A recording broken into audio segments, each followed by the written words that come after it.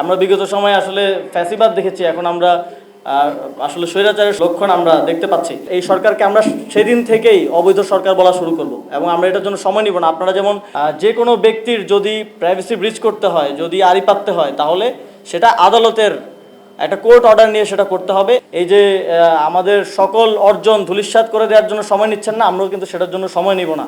সবচেয়ে বেশি আলোচিত বিষয় হচ্ছে রাইট টু প্রাইভেসি জনগণের, এবং এটা নিয়ে ওয়েস্টে আমরা রেগুলারলি আসলে আন্দোলন দেখি এবং সেখানে এটা নিয়ে বিস্তর আলাপ আলোচনা আছে, বিস্তর তর্ক আছে। আমাদের এখানে হয়তো আমরা এটা নিয়ে খুব বেশি সচেতন না, কিন্তু বিগত সময় আমরা দেখেছি যে কিভাবে আমাদের প্রাইভেসি ব্রিচ করা হয়েছে, কীভাবে আড়ি পাতা হয়েছে, এবং এমন অবস্থা হয়ে গিয়েছে যে কেউ পরিবারের সাথে কথা বলবে, গার্লফ্রেন্ডের সাথে কথা বলবে, এটারও কোনো নিরাপত্তা কিংবা প্রাইভেসি নাই। এই জিনিসটাকে মাথায় রেখেই কিন্তু অন্তর্বর্তীকালীন সরকারের সময় আমাদের প্রায় 18-19টা এজেন্সির কাছে এই সক্ষমতা ছিল যে তারা যে কোনো সময় যে কোনো ব্যক্তির হোয়াটসঅ্যাপ মেসেজ, কল রেকর্ড, তারপরে ইন্টারসেপ্ট করতে পারে, শুনতে পারে এবং সেটা সংরক্ষণ করতে পারে।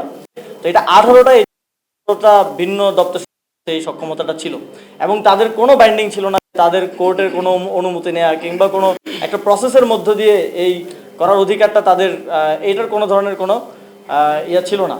তো অন্তর্বর্তীকালীন সরকারের সময় শুধুমাত্র 4টে এজেন্সিকে এই সক্ষমতাটা দিয়ে এই অধ্যাদেশটা করা হয়েছিল এবং সেক্ষেত্রেও যে কোনো ব্যক্তির যদি প্রাইভেসি ব্রিচ করতে হয়, যদি আড়ি পাততে হয়, তাহলে সেটা আদালতের একটা কোর্ট অর্ডার নিয়ে সেটা করতে হবে। এর মাধ্যমে আপনার আমার জনগণের যেই রাইট টু প্রাইভেসি, এইটাকে সংরক্ষণ করার জন্য এই অধ্যাদেশটা করা হয়েছিল। সেই অধ্যাদেশটাও বাতিল করার মাধ্যমে আবারও যে কোনো সময় আপনাকে আপনার ফোন কল, হোয়াটসঅ্যাপ কল বা কথাবার্তা ইন্টারসেপ্ট করার ক্ষমতাটা সরকার এবং এই যে প্রায় 18-19টা এজেন্সির কাছে দিয়ে রাখা হচ্ছে।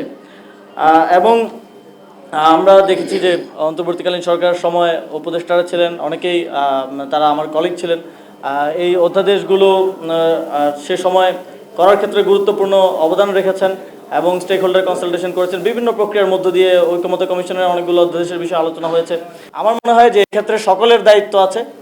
আপনারা এই গণঅভ্যুত্থানের ফলে শত শত হাজার হাজার মানুষের জীবন দানের ফলে উপদেষ্টা হিসেবে সে সময় দায়িত্ব পেয়েছিলেন, কাজ করার সুযোগ পেয়েছিলেন। শুধুমাত্র সেটা করে দিলেই এটা কোনো গভর্নমেন্ট জব না, আমাকে চাকরি থেকে ফায়ার করে দিলেও শেষ। এটার একটা জাতীয় দায়িত্ব আপনাদেরও আছে। এবং আমরা মনে করি যে পূর্ববর্তী সরকারের সকল উপদেষ্টাদের তাদের সিভিল সোসাইটির যে রোলটা আওয়ামী লীগের সময় ছিল, অ্যাটলিস্ট সেখানে ফিরে আসা উচিত এবং এক্ষেত্রে কোনো ভয় ভীতি রাখা উচিত না। এবং আমরা দেখেছি যে বিগত সরকারের সময়ও জাতীয় নাগরিক পার্টিকে অনেক সময় কিংস পার্টি বলা হতো। আমরা দেখছি যে বর্তমান সময়ে আবার সরকার যে প্রক্রিয়াগুলো অবলম্বন করছে, আমরা ইতিহাসে বিভিন্ন সময় কিংস পার্টি যেভাবে গঠিত হয়েছিল, জাতীয় পার্টি হয়েছিল, বিএনপিও হয়েছিল, যেই প্রক্রিয়ার মধ্য দিয়ে হয়েছিল সেই প্রক্রিয়াগুলোই আবার অনুসরণ করা হচ্ছে। এই যে প্রশাসক বসানো থেকে শুরু করে এগুলো খুবই পরিচিত প্রক্রিয়া, এর মধ্য দিয়েই একটা স্বৈরাচারের জন্ম হয়। আমরা বিগত সময়ে আসলে ফ্যাসিবাদ দেখেছি, এখন আমরা আসলে স্বৈরাচারের লক্ষণ আমরা দেখতে পাচ্ছি। জিয়াউর রহমানের সময় এই গণভোটের মাধ্যমে লেজিটিমেসি নিয়ে কার্যক্রমের প্রতি এবং এই যে বিভিন্ন প্রসেসের মধ্য দিয়ে তখন এবং এজেন্সিকে ব্যবহার করে একটা কিংস পার্টি তৈরি করার জন্যই মূলত এই পুরো প্রক্রিয়াটা করা হয়েছিল। কিন্তু এবারের গণভোটটা হয়েছে বাংলাদেশের এই রাষ্ট্রের কাঠামোগত সংস্কারের লক্ষ্যে এবং এইবারের গণভোটে জনগণ এই কাঠামোগত সংস্কারের পক্ষে হ্যাঁ ভোট দিয়েছে এবং এটাকে বিজয়ী করেছে।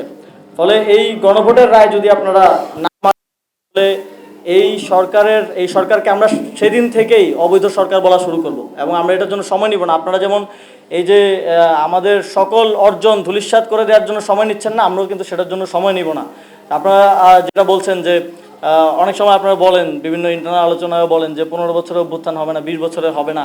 তো এটার নজির আছে বাংলাদেশে যখন 69-এর অর্জনটা রক্ষা করা যায় নাই, 71-এই মুক্তিযুদ্ধ হয়েছে। তো আবার 24-এর অর্জন রক্ষা করা না গেলে আবার 26-27-ও এরকম কোনো ঘটনা ঘটে যেতে পারে। আমরা শুরু থেকে বলে আসছি যে এই সরকারকে আমরা সহযোগিতা করতে চাই একটা সুন্দর বাংলাদেশ বিনির্মাণের জন্য, কিন্তু আপনাদের সদিচ্ছা না থাকার কারণে আমরা সেটা পারছি না। এবং আমরা এখনও বলতে চাই যে বৈশ্বিক ক্রাইসিস এখন চলমান আছে। এই ক্রাইসিস মোকাবেলার ক্ষেত্র এবং একটা সুন্দর বাংলাদেশ গড়ার জন্য আমরা সকল স্টেক হোল্ডাররা একসাথে মিলে কাজ করতে চাই। বিরোধী দলের বা বিরোধী জোটের কোনো চিন্তাই ছিল না এত দ্রুত সময়ের মধ্যে রাজপথে নামার। আমরা চিন্তা করছিলাম আবার সাংগঠনিক রাজনীতি গুছিয়ে এবং স্থানীয় সরকার নির্বাচনের দিকে ফোকাস করে সবাই কাজ করব। কিন্তু আমরা যেই পরিস্থিতিতে আপনারা আমাদেরকে ফেলে দিয়েছেন, আমাদের সাংসদরা কথা বলতে পারছেন না, ইভেন গণভোট নিয়ে কথা বলার জন্য একটা দীর্ঘ নাটকীয়তার মধ্য দিয়ে কথা বলার সুযোগ পাচ্ছেন, এবং সেটাকে কোনো ধরনের তোয়াক্কাই করা হচ্ছে না। এই পরিস্থিতিতে আমাদের আসলে রাজপথে নামা ছাড়া কোনো উপায় ছিল না, এবং সামনের দিনে হয়তো আমাদের এই আন্দোলন আরও বড় পরিসরে আমাদেরকে ভাবতে হতে পারে, এবং সেক্ষেত্রে এটা কারোর জন্যই ভালো হবে না, এটা ওভারঅল বাংলাদেশের জন্য একটা ক্ষতি হবে। সেজন্য আমরা আহ্বান জানাতে চাই, এখন আপনারা বসে ফিরে আসুন এবং আপনারা মনে করুন যে আপনাদের সাথে বিগত সময়ে কি কি হয়েছিল, এবং সেই জায়গা থেকে সদিচ্ছা দেখান এবং একসাথে আমরা একটা সুন্দর বাংলাদেশ গড়ি।